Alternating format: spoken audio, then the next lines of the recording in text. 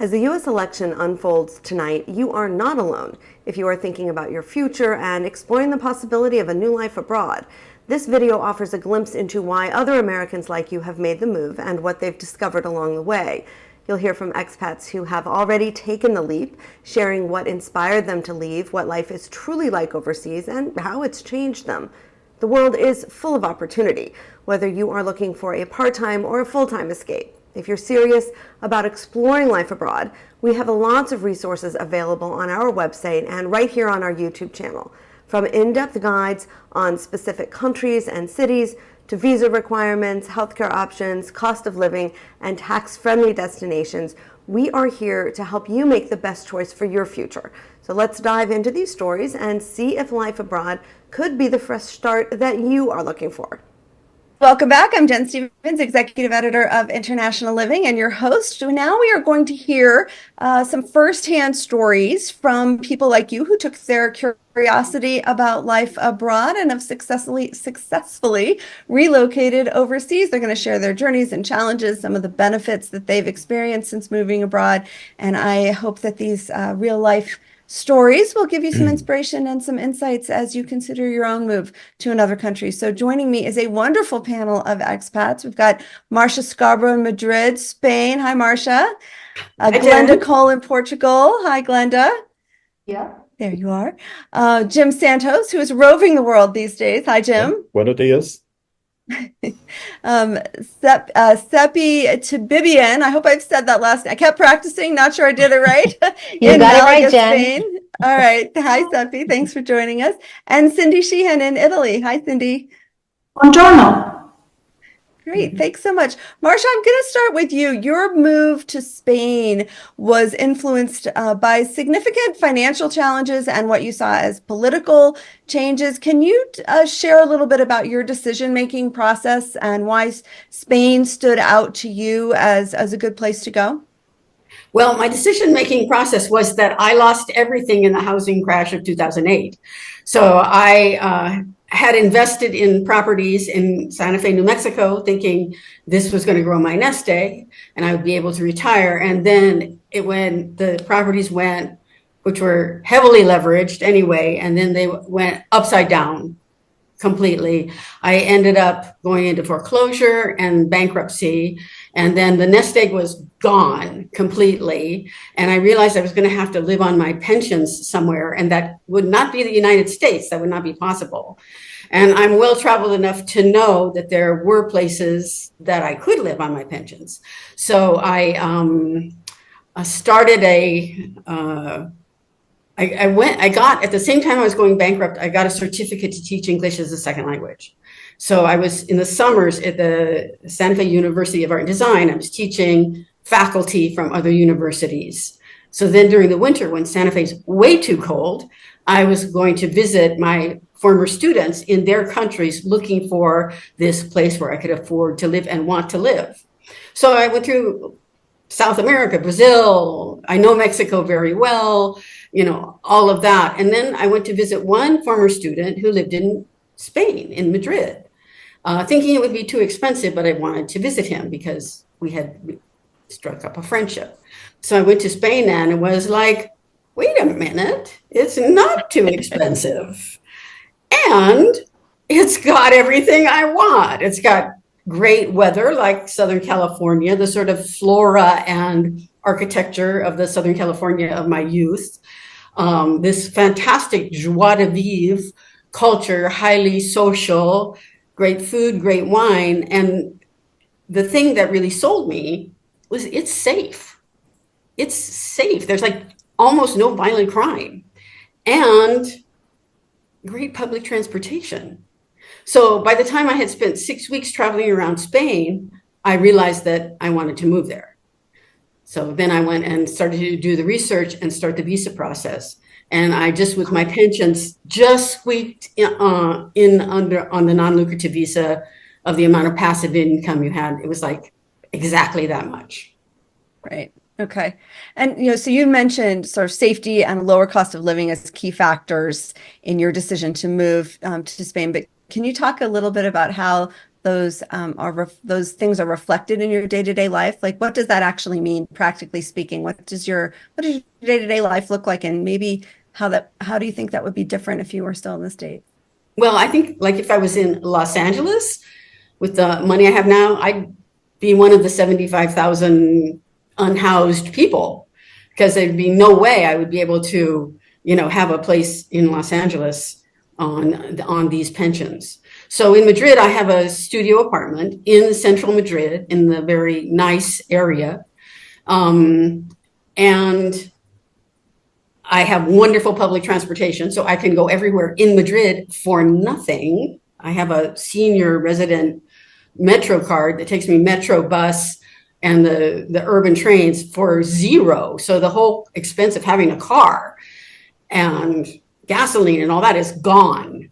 So that is a huge savings. And then Madrid is very social. So it's like I have a lot of friends, and in the evenings we have tapas and wine, or we go to a museum or a play or something like that. And I go to Zumba and Pilates. I have classes and exercise, and then I walk everywhere. So I'm in way better shape. And Right. no you've complaints at all. I'm loving it. One something that struck me when we've talked in the past is that you have lots of friends who are not your age. You have friends sort of a broad swath, and you talk a little bit about that, because I think that can be kind of unusual in the United States. Well, I think so. And friends that are much younger than me, and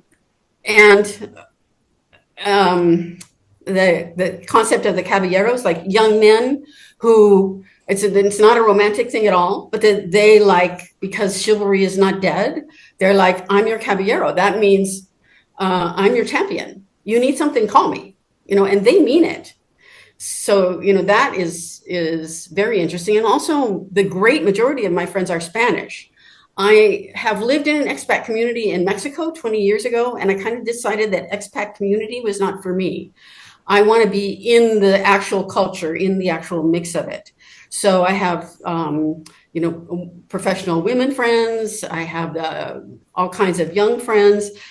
For many years in the US, I did ecstatic dance. If people know what that is, it comes from Roth 5 rhythms, and it's a sort of dance therapy. It's huge here.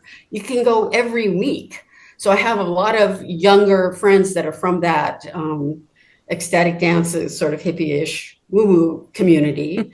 And they're very serious about community and connection. And I feel almost more connected here, partly because of it's more manageable transportation wise. Mm-hmm. It's easier for people to meet without the whole car parking, having to drive miles on the freeway. Right. So, and I love being in the city. I've always been a city person, and I've kind of always known that, so. Yeah, that's great. Thank you so much. Seppi, I want to go to you next, because you also are in Spain. You started out in Madrid. Let's talk about that really quickly, and then I want to find out more about where you are now. But what about Madrid specifically appealed to you? Why there when you had all of Spain to consider, all of the world to consider, maybe? Right. I think Marcia just hit it on the head there. Pretty much the same reasons why. And I first went to Madrid at a very different stage of life. So I'm now in my 40s, but Madrid pulled me in when I was in my early 20s. And I just also am a city girl. And it was that magical city that had so much energy and vibrancy to it that it was like love at first sight. Right? As Marcia said, it is a super social city. So to me, it really is the city that never sleeps. There's something going on at all hours of the day and night.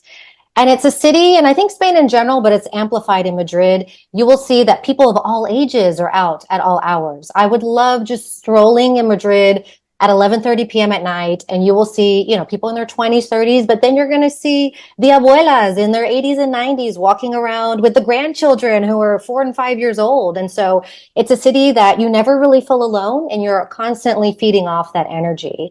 As someone in my 20s, I was very much interested in the nightlife, the bars, being out late. And even when I moved to Spain back and forth many times to Madrid, most recently in my 30s. And I was also craving that energy of being able to have a social life at night, and not being the only before I used to live in Austin, Texas, and going out even in my 30s, which sounds so young now, but at the time I felt a little bit like the oldest person in the room when I would go out. So just being able to go out and see plenty of people my age and older that were really enjoying their life, because, you don't have to stop enjoying your life at a certain age. So I think all of that, what Marcia said, the safety is another huge factor that drew me there. And then I think in particular, Madrid is a city that often was getting overlooked in Spain. And so it's maintained its authenticity. It's not, doesn't have that amusement park feeling of like a Barcelona. The coast of Spain is very oversaturated with tourism and expats, but Madrid has maintained its authentic identity, although I think that may be changing in the future. I think the secret's out. Well, you're not in Madrid anymore. You're now down in Malaga. So talk a little bit about that. You can walk to the beach in 8 minutes from your place. So why Malaga? Maybe it's the beach. Yeah, it is a big change. And yes, it is beautiful to have that sea view right from my balcony. I am not a beach girl. Like I said, I'm a city girl. But during the pandemic, we had a very harsh lockdown, like many places, but in Spain, it was particularly harsh. And so it was the first time after living in Madrid for so long that I thought, let me change things up, right? And a lot of my friends were going to the coast. One, because, you can afford more at the time. You could have a bigger apartment, more space, but you also have that access to nature, the sea and the mountains. And so, in 2020, I changed things up and was just going to go temporarily for 6 months and then move back to Madrid. It really just was a temporary change, but here I am almost 4 years later and I still haven't left. So it's been a wonderful change, and I think it's definitely a different pace of life. So for anyone who's looking for that slower pace of life, but still wants to have access to the international world, but have also a very authentic city, I think Malaga is a wonderful place to live. But if you are allergic to the heat and humidity, maybe it's not the best place for you.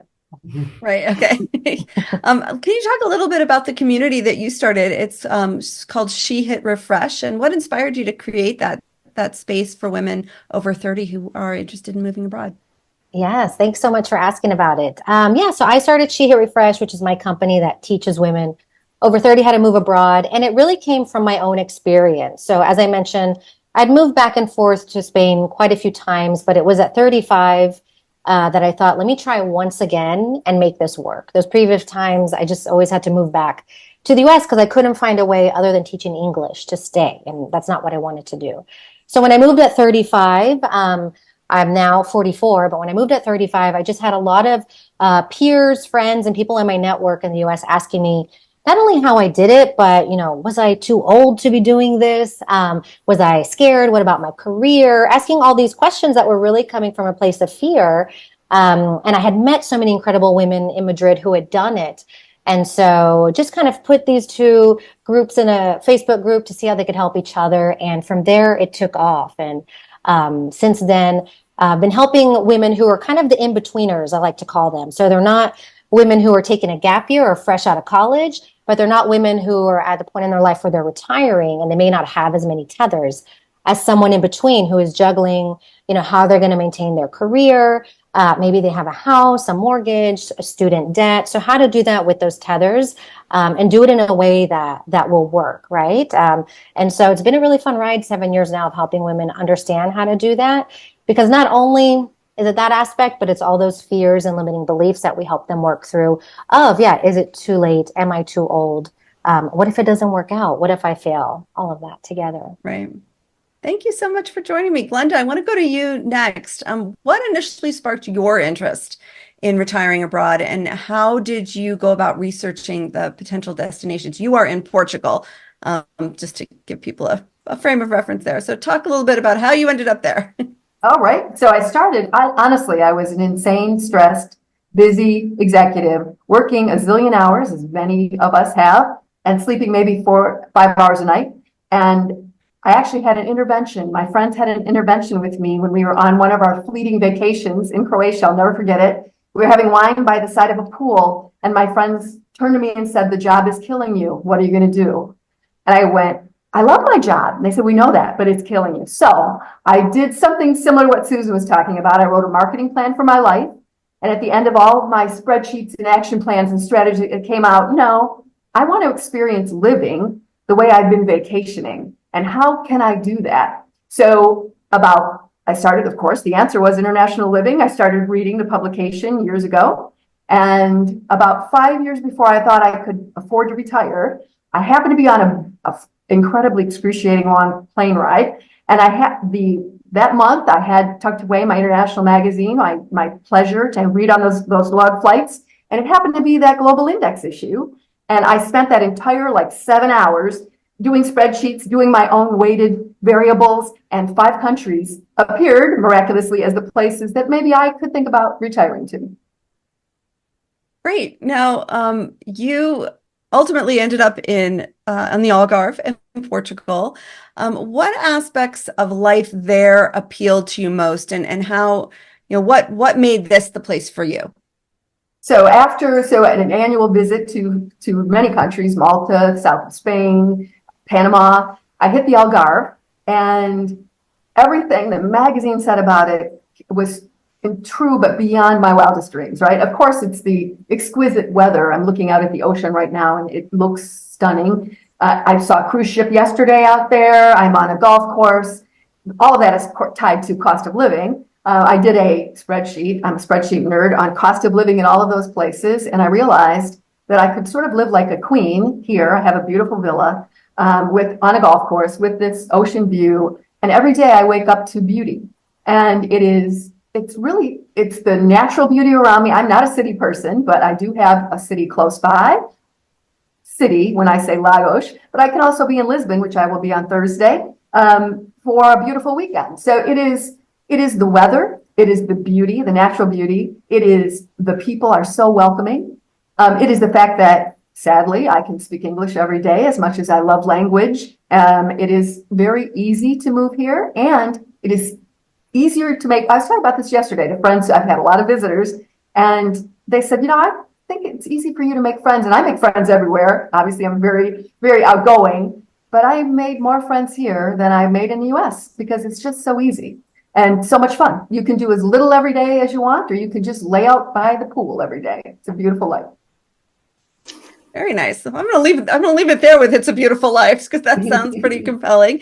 Cindy, I want to turn to you because I want to make sure we leave time for people's questions. So, you initially chose Portugal. Also, you were in Porto, but what drew you to Portugal? Let's talk about that first, and then we'll tell people where you are now.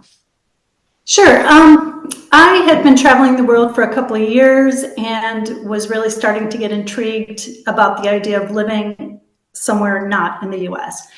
And when I started looking into it, the one that jumped out at me, the country that seemed the cheapest, the quickest, the easiest to get into was Portugal. So I applied for the D7 visa in June, and I was living there in October. So it was really a slam dunk, and it was really a nice way to just kind of land and get there. And I had no problem with Portugal. I loved it. I was living in Porto. Like Glenda said, it's easy to make friends overseas. I don't know why. I think everybody's just kind of more open, and there's not a lot of restrictions of, oh, you don't live here, and oh, where did you grow up? Everybody's just kind of on equal footing, and I love that.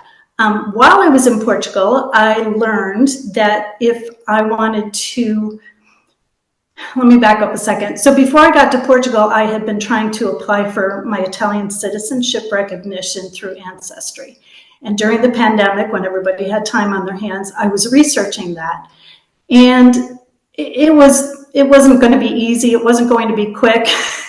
And it wasn't going to happen for years if I had gone about it that way. So I kind of shelved all that, put it aside, grabbed the Portugal thing, and got on a plane and left.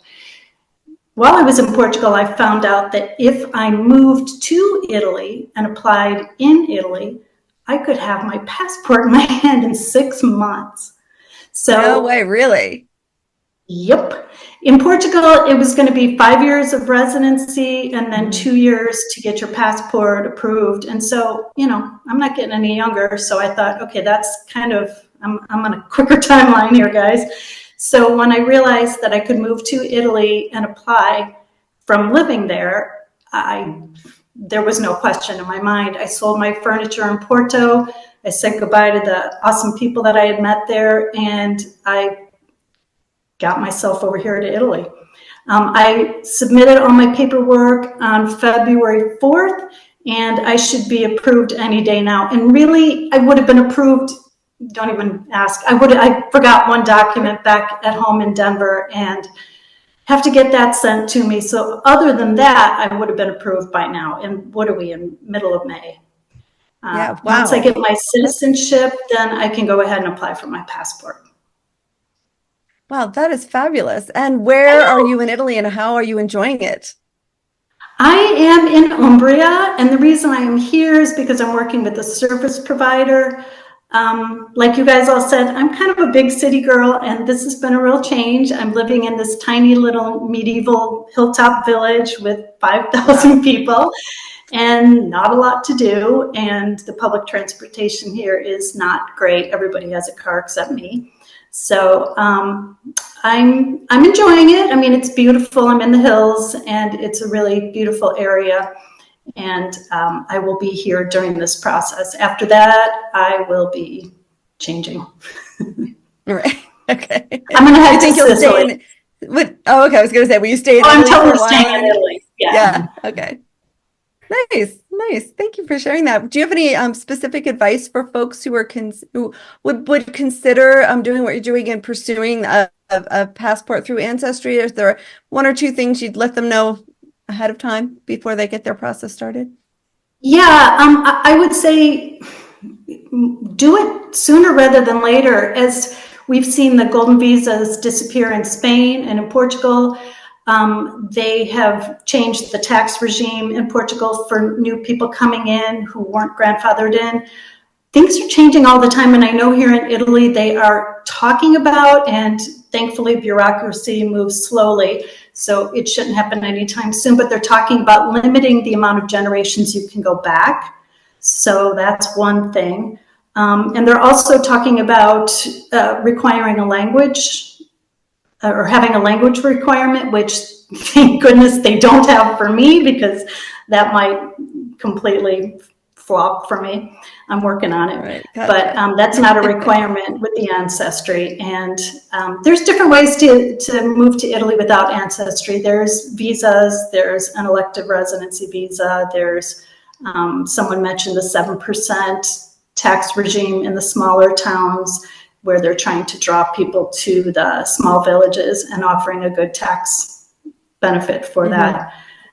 But I would say if you're thinking about it, get on it, because things aren't going to stay the same, as we've all seen. Yeah. You know, politics change. Whoever's in charge gets to make the rules. And, you know, if this is something you want to do, my advice would be get on it now. Right. Okay. Cindy, thank you so much. Jim, I want to turn to you now.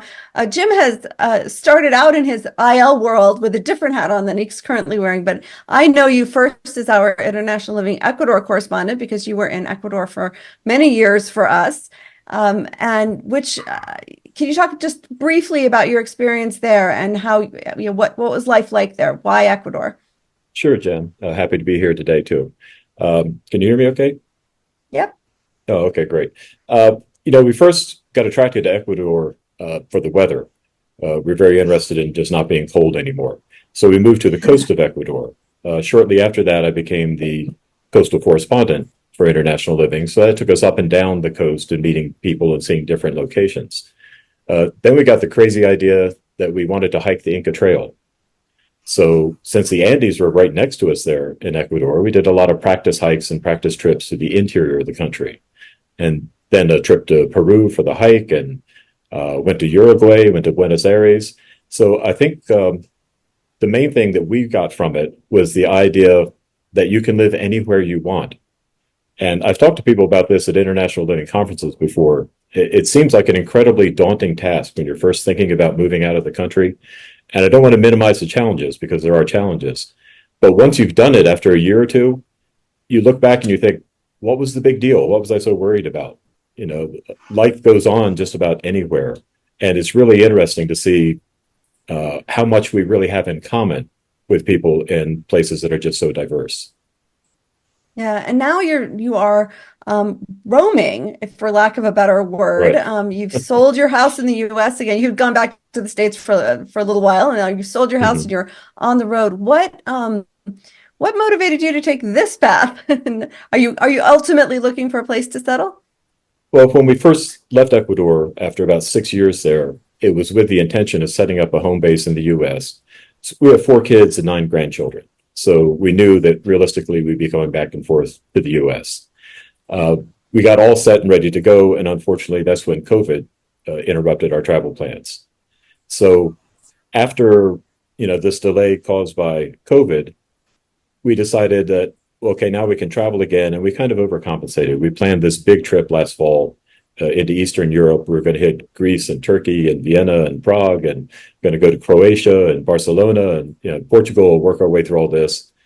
And unfortunately, somewhere between Istanbul and Vienna, we ironically contracted COVID Yeah. and had to quarantine in a hotel in Prague. But rather than turn us off from that idea of travel, I think that clarified to us something that Susan was talking about. You get to a certain point in your life and you don't know how much time you have left or how much time you have left when you're healthy enough to travel and explore things. So for us, that was kind of the final push. We thought, if we're going to do this, we need to do this now. So we looked at a lot of different options and decided that with the market conditions and things, it was best for us to just go ahead and put what we wanted to keep in storage, sell the house, let that sit and earn money while we go out and enjoy the world. Nice. I like it. What factors, I guess, what are some of the things that you do when you are preparing for a trip? So you actually you've been on a trip. I think you may be back in the States right now, but you were just in Panama for a while. What are you thinking about when you're trying to figure out where to go? Actually, right now we're in San Miguel de Allende in Oh, central nice. Mexico. One of my We'll be favorite back to the cities in States. Mexico. Oh, it is beautiful here. It's really nice, but unfortunately, we hit it during a record heat wave. So Oh, it's yeah. been in the 90s here during the day, but that's part of the fun, right? Um, it's kind of freeing. It's almost a random process. Sometimes we'll hear something about a place, like we happen to have some friends who live in San Miguel de Allende, people that we met through International Living, people who used to write for International Living. So that was a big reason we wanted to come here and check this area out. Now we're going back to the States for a little while to see family while the kids are out of school. But then we're going to head to Europe and spend about 70 days motoring around Europe in a small RV, kind of a camper van. And that idea came because someone I was interviewing on a podcast, they did that. And we started thinking about that and thinking, hey, that's a great way to see the country. So we'll be picking up a RV in Berlin, Germany, and driving around anywhere from 8 to 10 countries until we head back to the International Living Conference in the end of October in Las Vegas. So it's a Nice. different kind of life, and it's surprisingly affordable once you take out that equation of where you're maintaining a home in the US. Yeah, no, that makes sense. That makes sense. Let's let you guys, we have a few minutes. I want to go to some questions. Here's one I don't know which one of you wants to answer this. How is inflation affecting Europe, in Spain in particular? Marcia, do you want to take this first or? Yeah, and we're definitely feeling it, particularly in food, like the prices in the grocery stores. Some things have doubled and other things have gone up quite a bit, but they've compensated. The Spanish government, for one thing, Spain uses less Russian oil than Germany and some other countries, so that didn't hit us so hard, but to compensate, that's why I have the free Metro Pass. They eliminated charging for a lot of the public transportation so that people would drive less and all that. So they then generally lower the cost of transportation to compensate for the rising cost of the food. And then in all the cities that are vital and popular, the rents are going up, kind of pushed by tourism and by inflation. So in Madrid, they're rising. In Malaga, I think is almost as much as Madrid now. And so, Debbie, yeah. do you have anything else to add to that? Yeah, I would say, I mean, in Malaga alone, prices have gone up 20% in the last year. Many factors that, drive that. But I would probably say, because, Spain and Portugal have always been cast as the affordable countries to move to in Europe. And I would say if you're moving to a major city, they're definitely not as affordable as they once were. And you're looking to pay over, if you want to live in a city center, definitely over €1,000 a month if you want to be in the center in a renovated, kind of place. So just factor that in. Those like basement bargain deals really aren't a thing anymore, unless if you're moving somewhere that isn't, I guess, the greatest hits of Europe. If you're looking to move to a smaller city, you can still find some good deals. Okay. Cindy, I'm going to direct this at you, and where did it go? Oh, here it is. Here's my question. Sorry, these questions are scrolling. How is life leaving family behind? So you've got children. How is that working out for you? It's tough. I have 4 kids. They're all adults now, and I actually have 2 grandbabies, so that's exciting. I will pay to fly them out here and hang out with me, and so I've had them here in January. A couple of them came out, and then one of my daughters came and actually stayed with me for a month and worked remotely, which was fun. And I'll be back in the States in July and August, because I do not want to be in Europe in July and August with the hordes of people. So I will head back, and I have an apartment still in Denver that I keep and rent when I'm gone. So I'll go back and see everybody real quick and make the rounds. But, I don't want to go into too much, but I realize that when I'm back home, I don't even know where home is anymore, but when I'm back in Denver, they're busy. Yeah. They have lives, they have partners, they have jobs, they go camping, they go to festivals, they've got stuff to do. And when I'm home for those couple of months, we make a really concerted effort to get together and hang out. And I feel like it's more quality time. It might not be as much quantity as I would like, but I realize that when I am there for more than 2 or 3 months at a time, there's a lot of, oh, well, we'll get together next week, or, oh, sorry, we'll have to do that next time. And I see that when I am there on purpose, and we make solid plans to do stuff. And so I do make sure to see them when I'm back. So I usually go back during the summer, and then I usually head back at Christmas time or somewhere kind of around there, so I can avoid the high airfares, and, get together with everybody. But it's been great to have them come to Portugal, they come to Italy, and we've done some fun trips that way. So I think they're pretty much okay with that. I see Glenda nodding in agreement. I know. Do you have a similar setup? Yes, I mean, I have a son I'm super close to, and I totally agree with Cindy. The quality time now, whereas before it was like, oh, I've got lots to do, but you go back. I go back the month of August as well to escape the tourist, and I find interesting ways to lure him here, which I didn't know if it worked, but I used my residency number, and I scored Taylor Swift tickets. So he's coming this weekend, and we're going to the big concert in Lisbon. I am the ultimate mom. Yeah, that's pretty good points there. That's great. Let's see here. How important is it to have a U.S. mailing address? Some of you folks have kept an address, others have not. I know for banking and kind of technically speaking, you may need one. How do you guys handle that? Sepia, what do you do? Yeah, I highly recommend keeping your U.S. address. I have a virtual mailbox, so mine is located in Austin, Texas, and it's really great because I can manage everything online. I can see all my mail. I can have them, the service scan it, and I can see exactly what's inside. I can have them shred things, forward things. And that works much better, I think, than having to rely on family, friends to open things and scan it and get it to you. And you kind of feel like a little bit of a burden. So definitely recommend a virtual mailbox, and they're pretty cheap. You can get one for $10 to $15 a month. Anybody else have a different solution that they're currently using, or is that feels? I have a I have a really good friend. Cindy, go ahead. Cindy? I have a good friend back in Colorado, and she grabs all my stuff for me, and it's amazing how little mail I get. I might get one piece of mail every 5 weeks. There's nothing. And so as long as I bring her back a good souvenir, she's happy to do that for me. Gotcha. Okay. let me see here. How expensive is private health insurance if you're over 65? This person is specifically asking about Spain, so maybe Marcia, you could just address that. Well, it definitely goes up after, goes up as you age.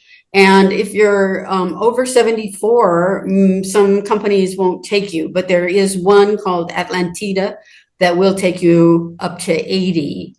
For me, I'm 77 and I'm paying 168 euros a month, which comes to about $200 that basically covers everything. I mean, there's some co-pays on things, but they're like 10 euros. But like, all the labs, all the MRIs, all the, everything you need is covered by that. Okay. And Jim, what are you guys doing about health insurance in your roving phase here? Do you have a specific plan in place? Well, like Susan said, I think it's a good idea to keep your U.S. health insurance, your Medicare, and that type of coverage, because you do never know what happens. We also, before we left, it's a good idea to get a complete checkup by your doctors, find out if any medications that you're on, if they're going to be available while you're traveling. And, we let our doctors know what we're doing and that we'll be stopping back in the States to see them at least once a year so we can keep our Medicare coverage and everything going. You have a wellness test you have to take at least once a year. While we're traveling, we found that really healthcare around the world is really pretty good. I mentioned we had to sequester in the hotel in Prague. We were both too sick to go out and find a doctor. But I found one online who came to the hotel with a nurse and with a little test kit. And they took swabs and samples and ran it. They said, yes, we not only had COVID, we also had 2 different bacterial infections. And I'm looking at you, Istanbul, by the way.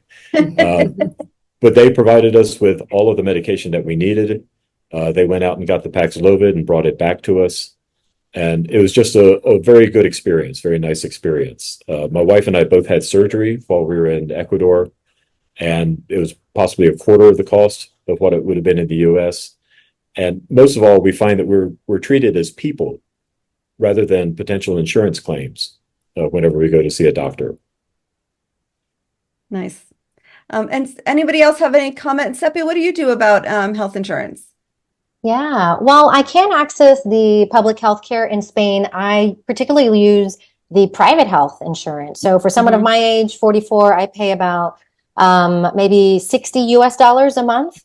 And like Marcia says, it covers everything. And I actually find that I go to the doctor a lot more in Spain than I did in the US. Not because I'm sick, but just because it's so easy, convenient. I know it's not going to be a headache. I'm not going to have to fight bills. They're not going to do things that I'm going to have to pay hundreds of dollars later. So I feel like I'm just more proactive about my health here because it's just so easy and not a headache. Interesting. Well, you guys, I think we better wrap up here because we're running a little bit long, but thank you so much, all of you, for joining me and for sharing your stories and your insights. Super interesting. And I'm confident everyone listening in would agree with me.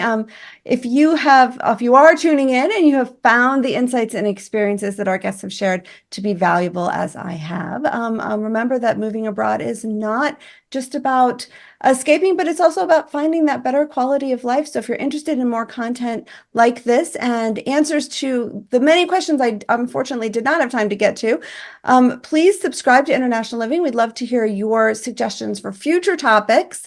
Don't forget to join our new community forum and connect with the experts and fellow members and participate in our exclusive workshops and live Q&A. So all of you, thank you so much for joining me. I appreciate it. Thank you Thank for you, having Thank us. you so much, Jen. Thanks. And Pleasure. for those of you tuning in, I will see you next time. Bye. Feeling inspired by these stories? Moving abroad is a big step, but as you've heard, it can open doors to a whole new way of life.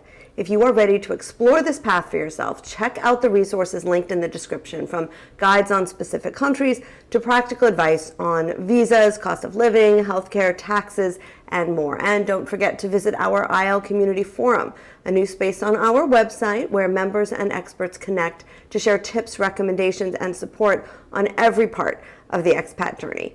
Thinking about making a change? You don't have to go it alone.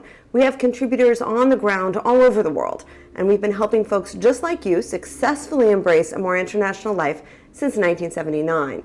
Thanks for watching. Make sure to like, subscribe, and hit the bell for more expat stories, tips, and insights on living abroad.